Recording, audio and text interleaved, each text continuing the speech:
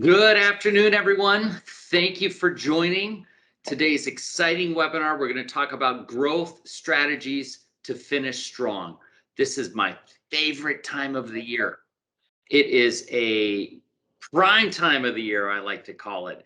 You know, this second half of the year is sometimes busy for a lot of us, where you've got in the third quarter, you got some summertime, in the fourth quarter towards the end, you've got some holidays hitting.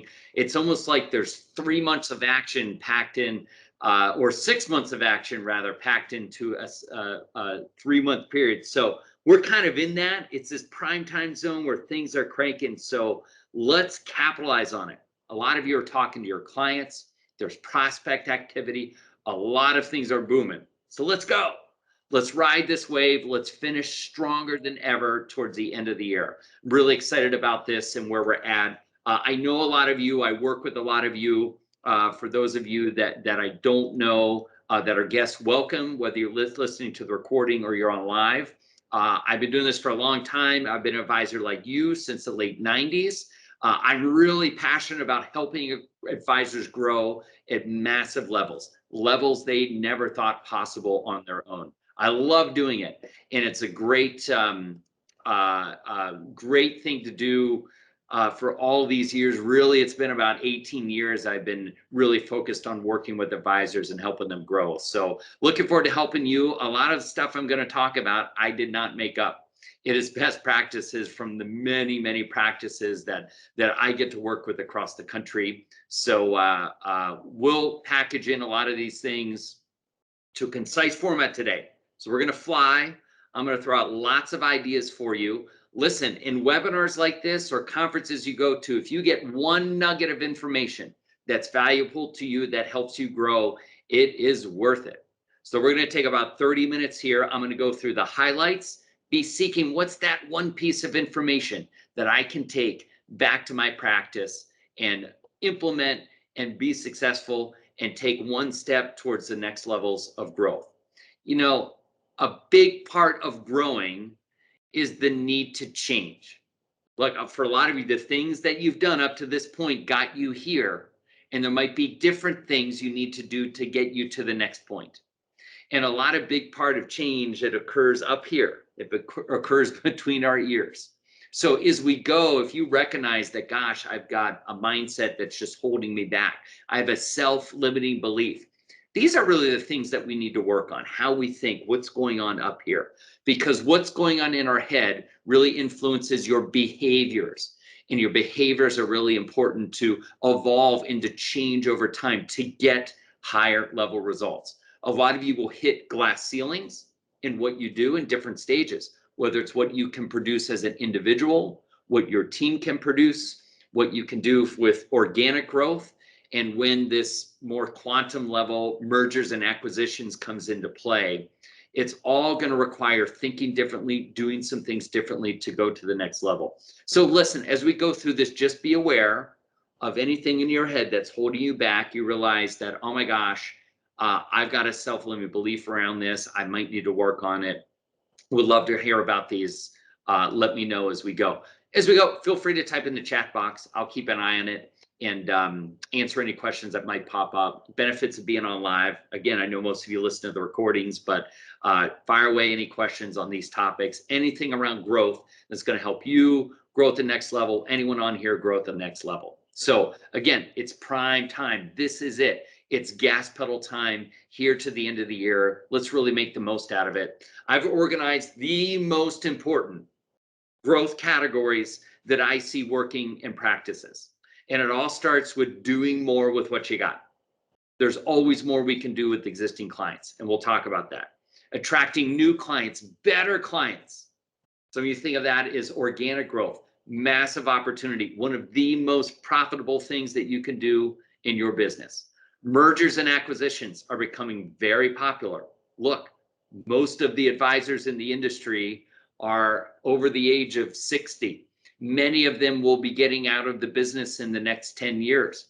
It's a pretty good opportunity. You look at industry trends, we're seeing a lot of mergers, larger groups getting together, teams of advisors getting together to be bigger, to have more scale, to have more opportunities as a group.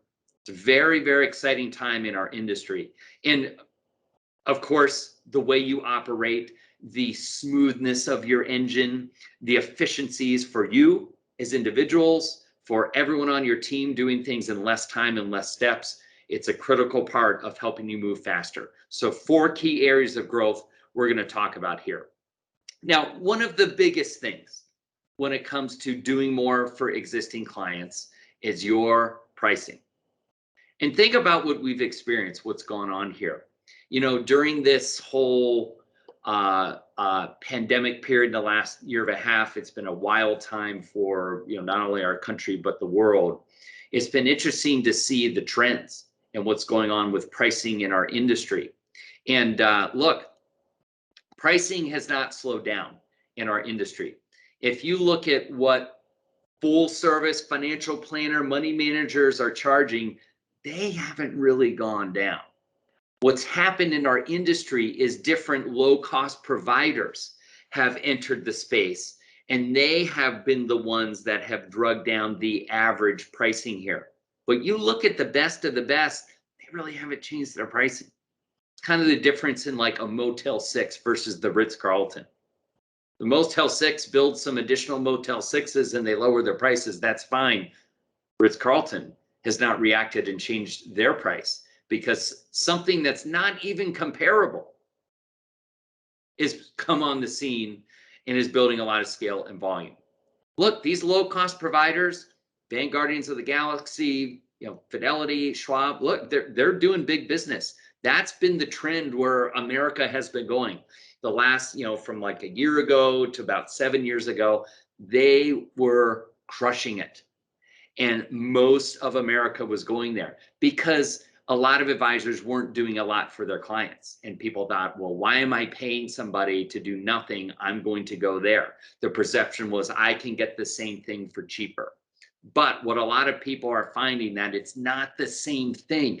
And that's what all of you need to remember. What you do is different than these low-cost providers. At these low-cost providers, look, they're not even allowed to give advice to people. It's a completely different thing. They're basically taking orders from people, and most of them are going to some S&P 500 index fund. Like, that's not comparable to what you do. So you've got to recognize what kind of provider are you? Are you a Motel 6 and going to build scale? It's pretty tough to compete with. These companies already have that figured out and they're winning. But you can be something different. You can be special. You can be a unique product on the market, and it's okay to charge more. Look at the difference in Hershey's chocolate and Godiva chocolates, right? Hershey's is commonplace, thrown almost every street corner in America, and it's a very low price for that product. Godiva is special. It's only available in special locations, and it costs 20 times more, 20 times more. Are the ingredients really that much different? But it's a premium product. It's perceived completely differently. And you've got to be thinking that way with your services. That's the key to win for practices of your size. Look, you're not going to compete with Walmart and Target of the financial industry. You're not going to compete against Vanguard, Fidelity, Schwab on scale and price. They have figured it out. They've got call centers packed with people, and it is working for them. You have to be different, and it's okay to be a premium provider. That's how you will win in this industry. So really having the appropriate price for your services is key, and appropriate is the right word. What you're offering, there's a balance of value and price. So if the value is there and people can recognize it, the price will be less relevant. So as you think about services maybe you have experienced where you've thought, gosh, you know, that's a really good value, I wouldn't mind paying that. Or this is really special experience, I don't mind paying for that.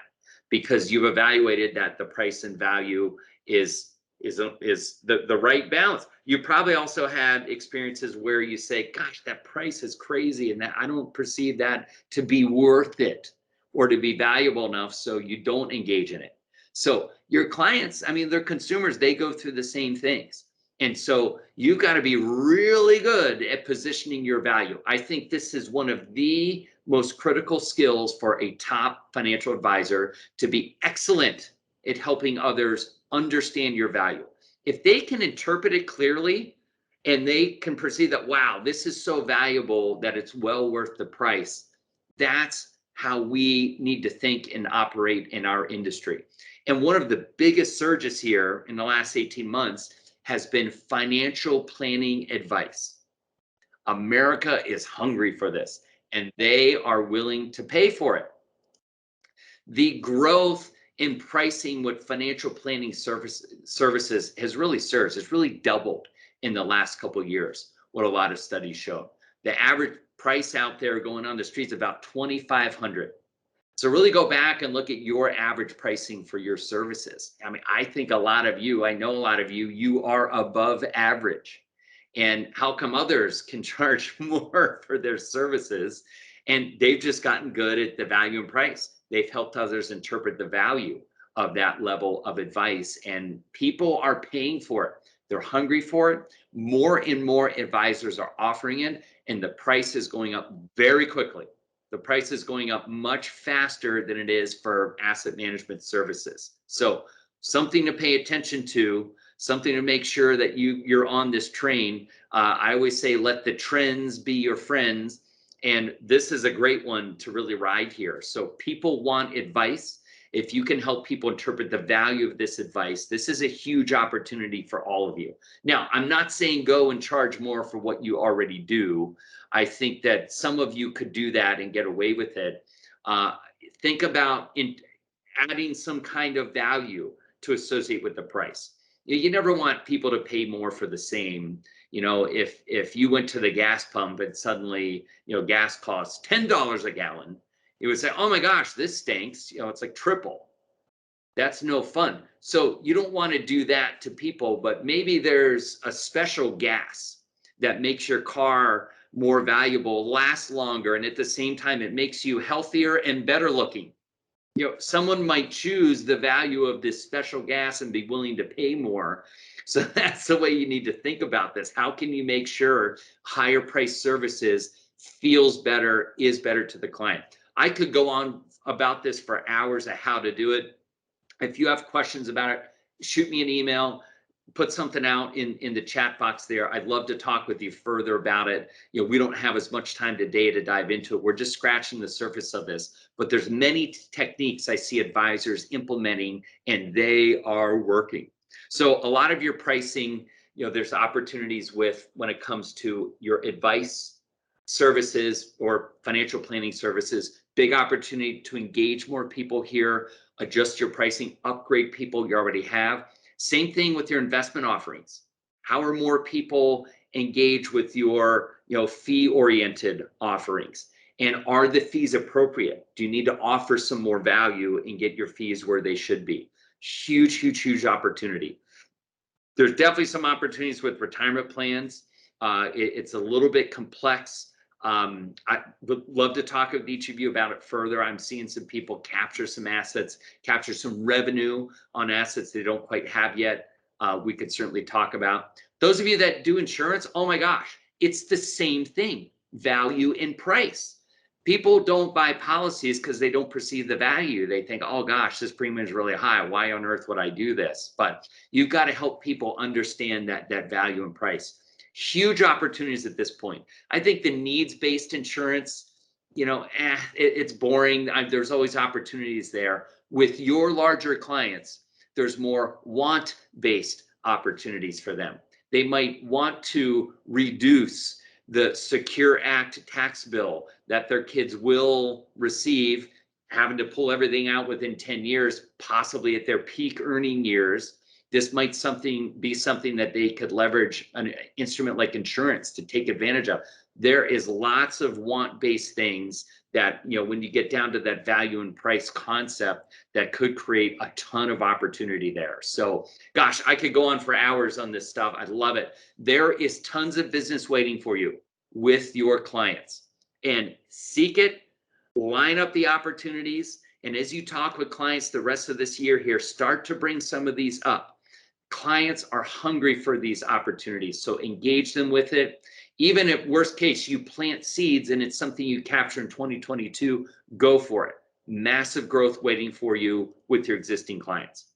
With new people, look, it's really simple. Don't make this harder than it is. Target and harvest.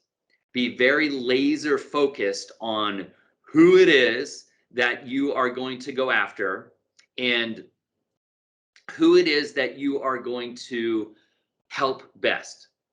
If you look at the people that you help best, if there's others just like them, maybe at their place of work, maybe in their profession, maybe in their neighborhood, or maybe people that retired from a certain place, this is target marketing. It's going deeper on how can I duplicate this one or two clients that I really, really can help, that I do a really good job with. And there's others just like them that I could help. That's being targeted. The early stages in a lot of our careers, it's sort of, we'll help anyone, anywhere, anytime. If you can narrow down to a smaller number of people for you to help, it's easier for you to get known. It's easier for you to find those next people.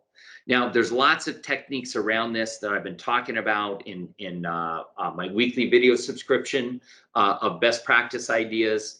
We do a lot of these on marketing, client acquisition. We got a lot of just other best practices going out this fall. If you're not getting those, shoot me an email to subscribe. They're little snippets of this stuff, but really just getting down to how to really find what is your niche, what is the one or two, maybe three at most areas where you can really help people. So it's harder to have too many, of these niches, but when we start, we kind of work with anybody and you kind of learn that, gosh, I'm getting good at this. I like working with this type of client. The further you can define and go, the better. So get really laser focused, really get down to how you can help people best, what exactly it is that will be that next level of, introductions, access to those other people. And look, it could be one client that's great, that you really help well. It could be, maybe two different types of clients, but be thinking who could be duplicatable, who maybe works somewhere is a very common one, who does really well. There's others that work just like them. That might be a place to start.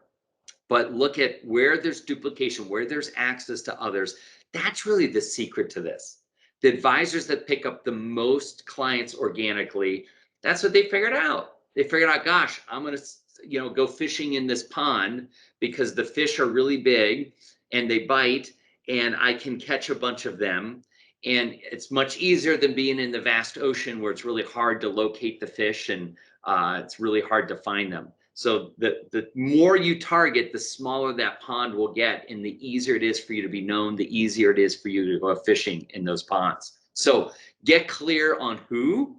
I love these boards, these client advocacy boards. People are already connecting you. Get a group together before the end of the year. You could do it like this on Zoom or Teams and just talk to people.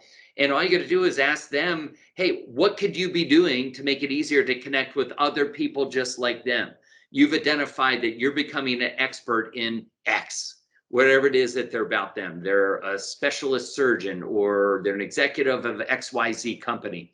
Whatever it is about your client, if you're an expert with them or you proclaim that you're the expert in them, that's really going to help you get to the next people. And just ask the people that have already referred you or are willing to refer you, just get them together. If you got a convergence of people that have something in common, like a common workplace or something that would be easy for them to identify others like them to connect you with, start a board with those people. Super easy to put together. Clients are kind of flattered to be invited to a board to give you feedback. And listen, it's very short and sweet. It is not an elaborate thing where you're asking for feedback and it turns into them saying, I don't like your statement, it's hard to read. This is different. This is an advocacy board where you're just talking about, gosh, we can really help more people like you. We want to make it easy to get connected to people, just like you that we can help. What do you think we should do?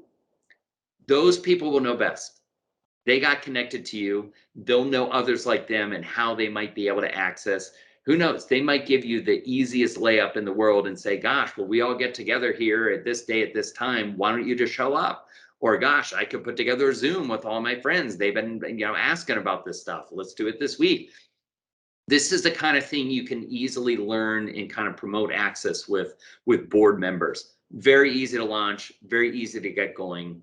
If you go back to target prospects, whether people maybe that didn't become a client, people who are like ideal clients, God, I'm seeing people move from their advisors. Advisors still haven't really activated to give a very high level of service. It's still, there's a lot of easy pickings out there. And just being in contact with those prospects, this is a time of year that they tend to move. So go back after them. If you got some ones from the past that didn't become a client, reach out to them, see what's going on in their life. If there's some targeted people you wished were your client, send them some things of value. Sending out touches of value can be such an easy way to get connected to those people. You're not begging and hounding them to be your client. You're giving away something that's valuable. It could be an article, an insight, maybe about their work benefits plan, or something about whatever's relevant to them. The relevant value you give them, it's like a magnet, and it sort of draws them into you. So you don't want to pursue people because it does kind of repel them. You want to attract them to work with you. So if you vary your communications, you give them items of value, and you follow up with them just to ask for feedback. Hey, what did you think of that article? Does that pertain to specialist surgeons just like you? That really works. So getting those things out there can be great, and use your clients that are already in that niche to help you know what would be valuable. Just start with what's valuable for your clients. Duplicate that, get that out to others.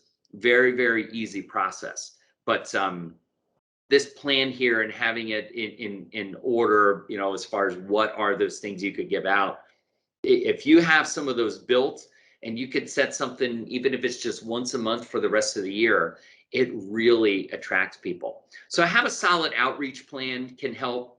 If you need some, fun activities to help manufacture some access, that might help.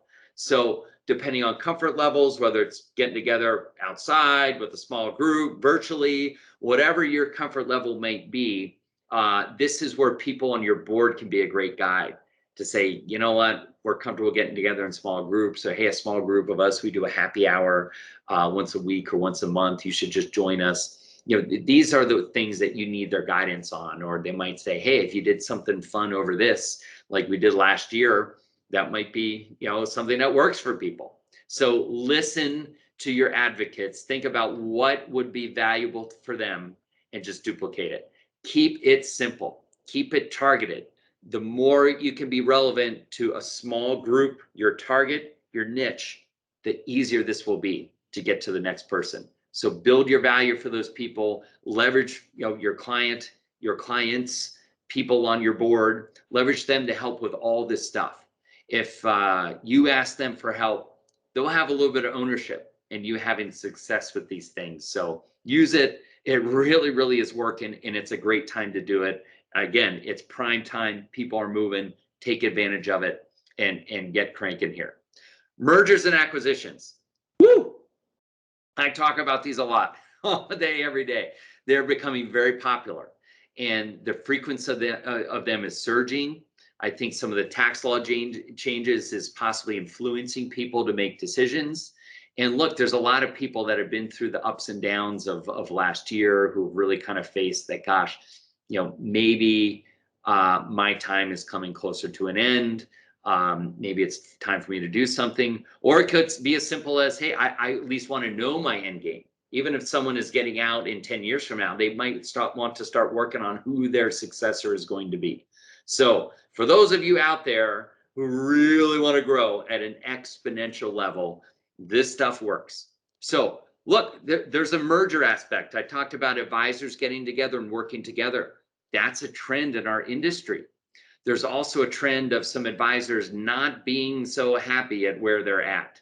A lot of advisors are totally on their own, zero guidance. and they want a little bit of guidance. They want to grow, and they might benefit from being with a larger producer or a larger group where they could have, sort of a work family. They could have some of that growth knowledge that, gosh, this person's doing X. If I did X, I could grow too. So mergers are really popular. I also see mergers being popular as a precursor to succession. So someone who may not have a clear successor might want to partner with somebody like you and work on what their true, succession plan could be. Even if it's many years down the road, it might be a precursor to it. Some of the best successions and acquisitions I've been part of, they started years in advance. One of my favorites was over a 5-year timeline. They worked together and they sort of really merged in practices, and it was completely seamless for the acquired clients to work with the suitors, the successors. It was really, really smooth because it was worked over time. There were stages. It wasn't a shotgun, let's figure this out in 30 days or anything like that. So have your radar on for those. Acquisitions are popular in many, fashions. Most of it is the advisors getting out of the business. It's their retirement, or maybe they're distressed. They have some reason they need to sell. They need assets.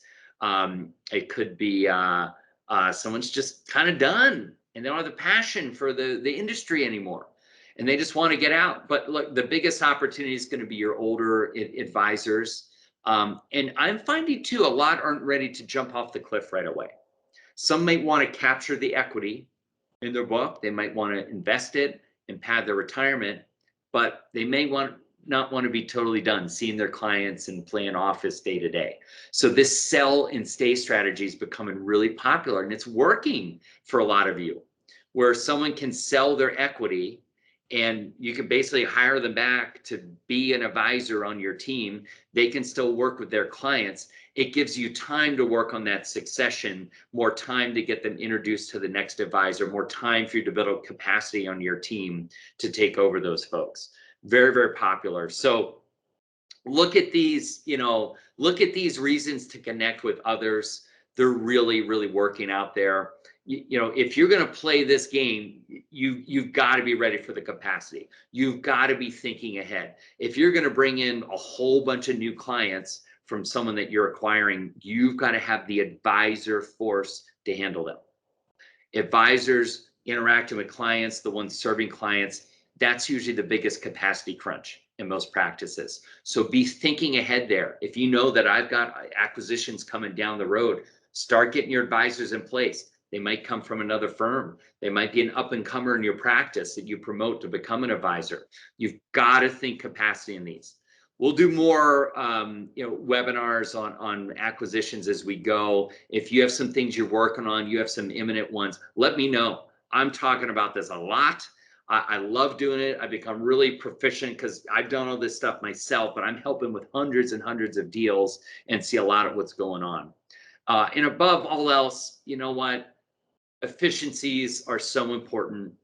Each of you will need to get things off your plate to go to that next level that we've talked about. So find your stop doing list, your delegation list to get things off your plate. But for the things that are on your plate, how can you do them in less time? How could it take less steps for you? Just simply being clear on who the heck does what in your practice. It's a simple thing. Most don't have it fully clearly laid out, and just going through that clarity really helps with efficiency as well. And if you want to know where to start with your highest volume things that you do. What are the things that you do most? It probably is around interactions with clients. What happens before then, during, after is follow-up from those? What are the big high impact areas? What would impact the client experience? What would impact revenue? Start with these big areas, high volume, high impact, to really look for efficiencies. If you find a small efficiency with the thing you do the most every week, that's a win. Look for a small win every week, get a little bit better, do a little bit more with less time is really key here. And remember, we talked about at the beginning that what got you here may not get you there to the next point. Change is critical. You will have to do things differently to get to that next level. To double where you're at today, I can guarantee you it will require some different things. To quadruple, grow by 10 times where you're at today to go to that next level, it will require you thinking differently, doing some things differently, and your day, your week, your team are all going to have to look just a little bit different for you to get there. So, massive opportunity, exciting growth potential out there. Remember those key areas of doing more with clients. There's a low-hanging fruit there. Clients have lots of opportunities. Start there. Be super focused on target marketing. Very small target, very small niche to get to the next person. Be an expert. Arm yourself with value you can give away to those people, or arm your connectors to give away to others to attract them magnetically to work with you. Mergers and acquisitions, quantum level exponential growth. These things pay for themselves. They're huge. I love to help you with those. And finally, efficiency. Let's find ways to do the same in less time, or do more in less time. Time compression. I've got tons of videos and more stuff on all this stuff. I'd like to talk about it with you in upcoming coaching sessions. So email me, let me know how I can help along the way here. I'm so excited for this prime time part of the year. Keep your foot on the gas, maximum growth. So excited for this incredible year. Most of you have been growing tremendously. Let's keep it going. Next level, we got fourth quarter starting. Let's push extremely hard and have your best finish ever to your best year yet. Get ready for what's next. Get ready for the change, and looking forward to hearing how things go in your practice. Everyone take care. Keep me posted. Looking forward to hearing about your growth.